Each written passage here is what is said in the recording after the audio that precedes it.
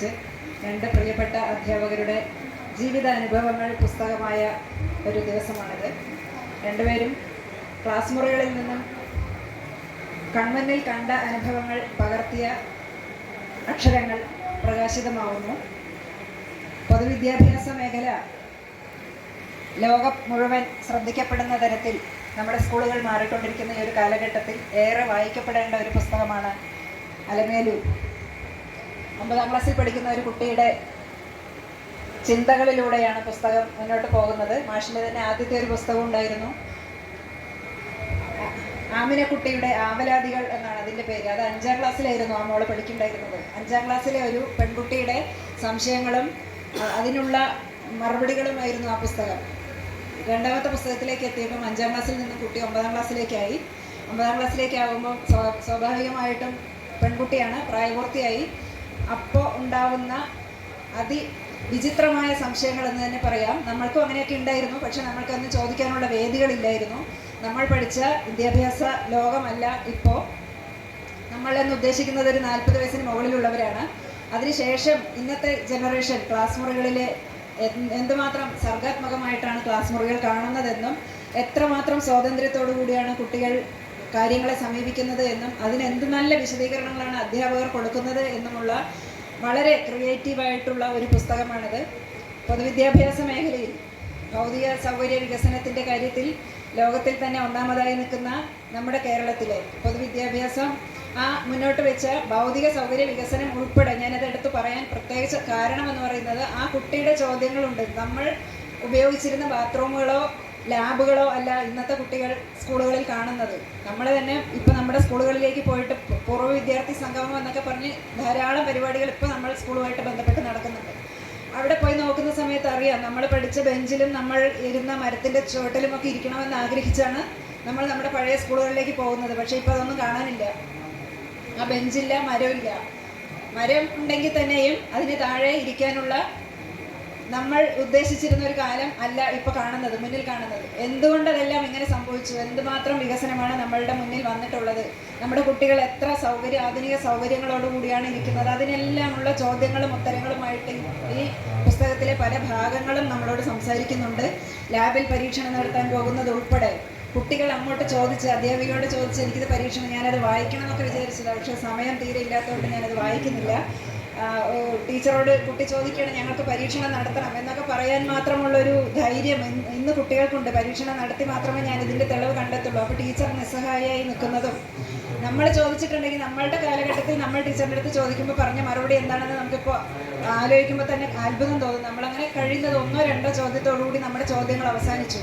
പക്ഷേ ഇന്ന് കുട്ടി ചോദ്യങ്ങൾ ചോദിച്ചുകൊണ്ടേയിരിക്കുന്നു. പ്രിയപ്പെട്ടവരെ, നിയമസഭാ പുസ്തകോത്സവത്തിൽ എപ്പോഴും ഒരു മണിനാഥത്തെക്കുറിച്ചുള്ള ഒരു ഭീഷണി ഇങ്ങനെയുണ്ട്.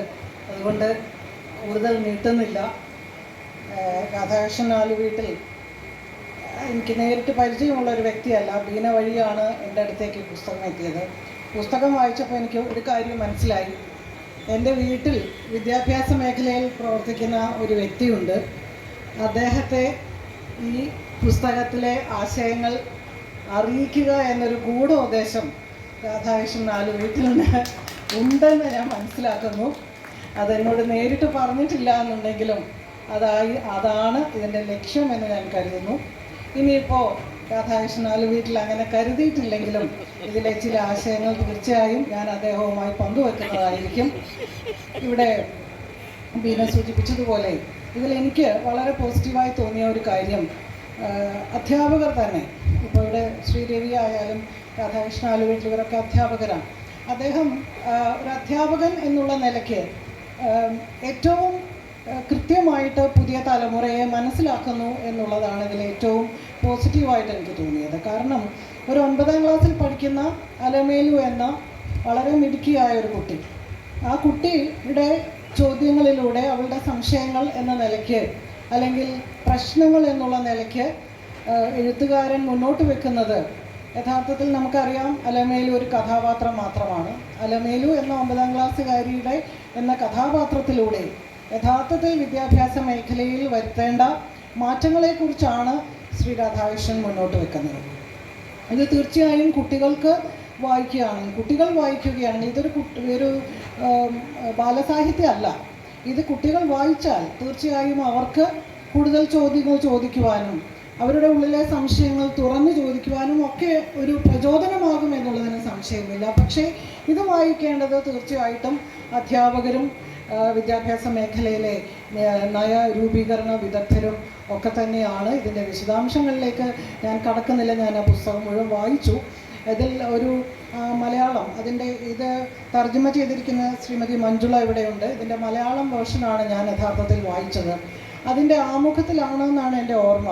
അതിൽ പറയുന്നുണ്ട്, ഇന്നത്തെ ഒരു കുട്ടി പറയുകയാണ്, ഇന്നത്തെ കാലത്തെ അധ്യാപകർക്ക് കുട്ടികളോട് ഒരു ബഹുമാനമില്ല എന്ന്. സാധാരണ എപ്പോഴും നമ്മൾ തിരിച്ചാണ് പറയുക, ഇന്നത്തെ കാലത്തെ കുട്ടികൾക്ക് അധ്യാപകരോടൊരു ബഹുമാനമില്ല. ഇത് ഒരു കുട്ടി പറഞ്ഞതായ ഒരു കോട്ടാണ്, ഒരു കൊട്ടേഷനാണ്.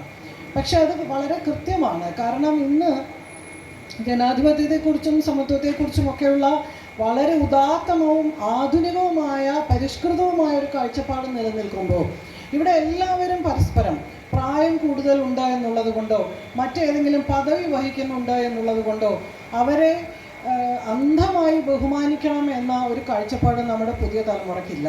അത് ശരിയുമല്ല എന്ന വ്യക്തിപരമായ അഭിപ്രായമുള്ള കൂട്ടത്തിലാണ് ഞാൻ. പക്ഷെ പരസ്പരം ബഹുമാനവും പരസ്പരം പരിഗണനയും കൊടുക്കുന്ന ഒരു രീതിയാണ് ആധുനിക കാലഘട്ടത്തിലുള്ളത്. അതിൻ്റെ വിശദാംശങ്ങളിലേക്ക് ഞാൻ പോകുന്നില്ല. ഇവിടെയും കാണുന്നത് അതുതന്നെയാണ്. അലമേലു എന്ന പെൺകുട്ടി, ഒരു പെൺകുട്ടി എന്നുള്ള നിലയ്ക്ക് ഒരു പുരുഷാധിപത്യ സമൂഹത്തിൽ ജീവിക്കുമ്പോൾ ഉണ്ടാകുന്ന പ്രശ്നങ്ങളെക്കുറിച്ച് പറയുകയും അത് കൊടുക്കുന്ന പലതരത്തിലുള്ള ചങ്ങലകൾ, പലതരത്തിലുള്ള വിലക്കുകൾ അത് മറികടക്കുന്നതിനെക്കുറിച്ചും ഒപ്പം തന്നെ സ്കൂളിൻ്റെ മുഴുവനായിട്ടുള്ള വളർച്ചയെക്കുറിച്ച്, വികാസത്തെക്കുറിച്ച്, വരുത്തേണ്ട മാറ്റങ്ങളെക്കുറിച്ച് ഒക്കെ സൂചിപ്പിക്കുന്ന വളരെ ചെറിയ ഒരു പുസ്തകം, വളരെ ലളിതമായി കഥ പോലെ തന്നെ പറഞ്ഞു പോകുന്ന പുസ്തകം. തീർച്ചയായും ഇത് വളരെ പ്രയോജനം ചെയ്യുന്നതും ഇത് നമ്മളെല്ലാവരും ചർച്ച ചെയ്യേണ്ടതും ആയ പ്രശ്നങ്ങളാണ് ഇതിലൂടെ ഉയർന്നു വന്നിരിക്കുന്നത്. ശ്രീ രാധാകൃഷ്ണൻ ആലുവീട്ടിലിന് എല്ലാ അഭിവാദ്യങ്ങളും എല്ലാ ആശംസകളും നേരുന്നു. ശ്രീമതി മഞ്ജുളയ്ക്ക് തർജ്ജമയ്ക്ക് തയ്യാറായ ശ്രീമതി മഞ്ജുളയ്ക്കും നന്ദിയും ആശംസകളും നേരുന്നു. കൂടുതൽ ഈ മേഖലയിൽ പുസ്തകങ്ങൾ ഉണ്ടാകട്ടെ എന്ന് ആശംസിച്ചുകൊണ്ട്, അദ്ദേഹം കൂടുതൽ എഴുതട്ടെ, ഈ പുസ്തകം കൂടുതൽ വായിക്കപ്പെടട്ടെ എന്ന് ആശംസിച്ചുകൊണ്ട് എൻ്റെ വാക്കുകൾ അവസാനം ചെയ്തിരിക്കുന്ന മഞ്ജുള ചെർപ്പി മാഡമാണ്.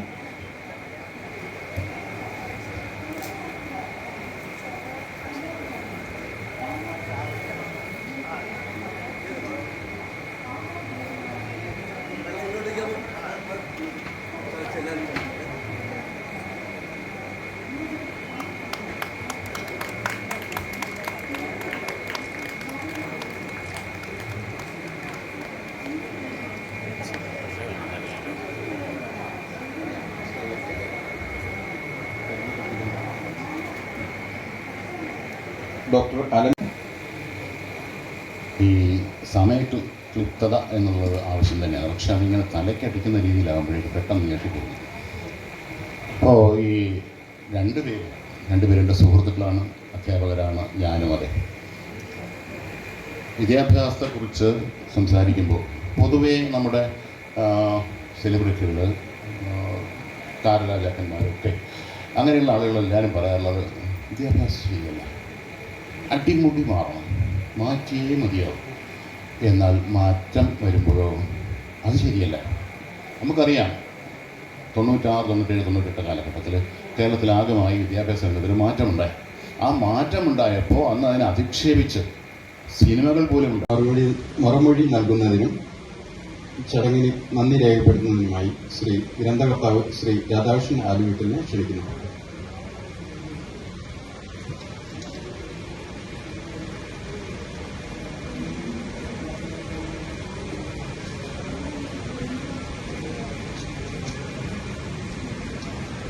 വേദിയിലെയും സദസ്സിലെയും എല്ലാവർക്കും നമസ്കാരം. എൻ്റെ രണ്ടാമത്തെ പുസ്തകമാണ് മഞ്ജുള ചാർക്കിൽ, മഞ്ജു ചേച്ചി ഇംഗ്ലീഷിലേക്ക് ട്രാൻസ്ലേറ്റ് ചെയ്യുന്നത്. നമ്മുടെ ഇപ്പോൾ സ്കൂളുകളിലൊക്കെ 10ാം ക്ലാസ്സിൽ പകുതി കുട്ടികൾ ഇംഗ്ലീഷ് മീഡിയത്തിലാണ് പരീക്ഷ എഴുതുന്നത്. നമ്മുടെ കേരളത്തിലെ ക്ലാസ് മുറികളിൽ ഇംഗ്ലീഷ് മീഡിയം വർദ്ധിച്ചുകൊണ്ടിരിക്കുകയാണ്.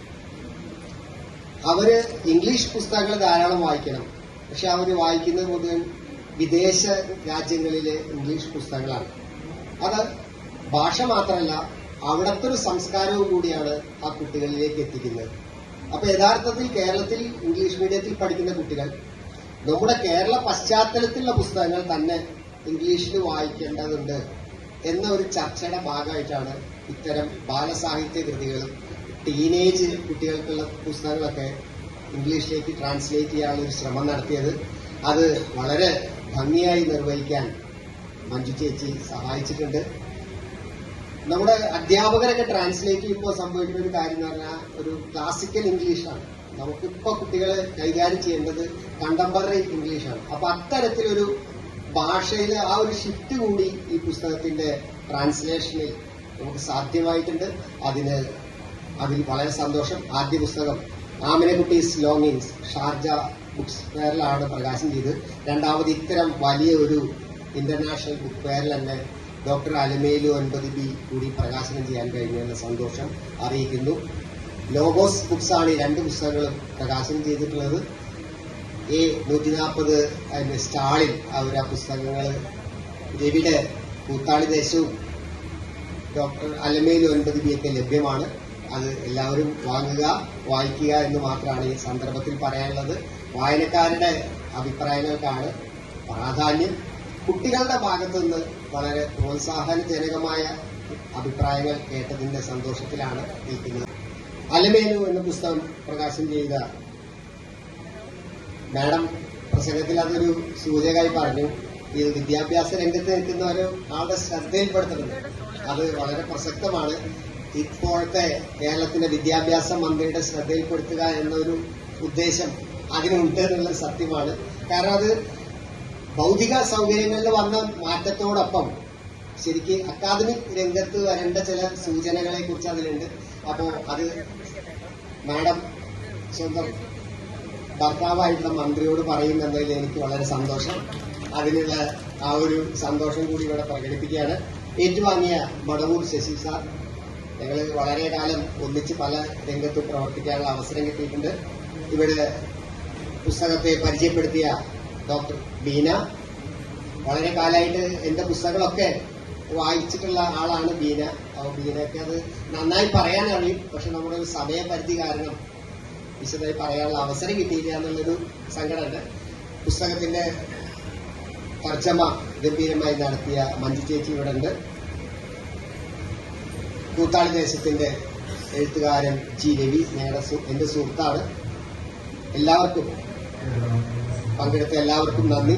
ഇത് നമ്മുടെ ഈ പുസ്തക പ്രകാശനത്തിൽ എത്തിച്ചേർന്ന സുഹൃത്തുക്കൾ, സഹപ്രവർത്തകർ എല്ലാവർക്കും ഒരിക്കൽ കൂടി നന്ദി പറഞ്ഞുകൊണ്ട് സ്നേഹത്തോടെ നിർത്തുന്നു.